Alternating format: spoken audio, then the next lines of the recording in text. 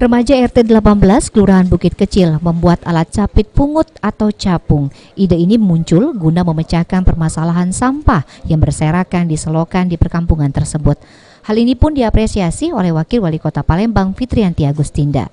Tito, salah satu pemuda penemu alat capung ini, mengaku awal gagasan pembuatan alat capit pungut atau capung ini diawali dari warga yang kesusahan mengambil sampah yang terdapat di selokan atau tempat sempit, sehingga Tito dan remaja lainnya di RT 18 ini membuat alat dari rem sepeda dan bambu.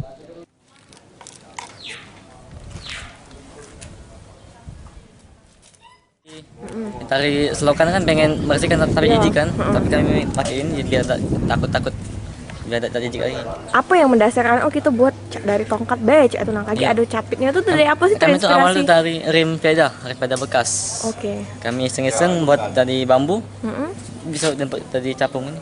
Jadi bagus macam ini. Iya. Kira-kira untuk pembuatan satu ini ya, kira-kira berapa sih dana yang dikeluarkan tuh? Dananya kira-kira 70 sampai 80. 70 sampai 80. Kita deh kalau nyualnya kaki tuh berapa? Kalau nyual 80 90. 70-an ya. 90 90 ya. Oke. 90 sampai 100. Sampai dia sudah dicat ini kita original model. Saat ini alat tersebut sudah dikembangkan menggunakan pipa paralon sebagai gagang, pegangan dan rem sepeda sebagai pengendali, serta capit yang digunakan saat mengambil sampah. Kreativitas anak remaja RT 18 Kampung Warna-Warni Cempaka tersebut pun mendapat apresiasi oleh Wakil Wali Kota Palembang Fitriyanti Agustinda dengan memesan 100 pasang alat capung karya anak muda Palembang tersebut. Amanda Lydia, PAL TV.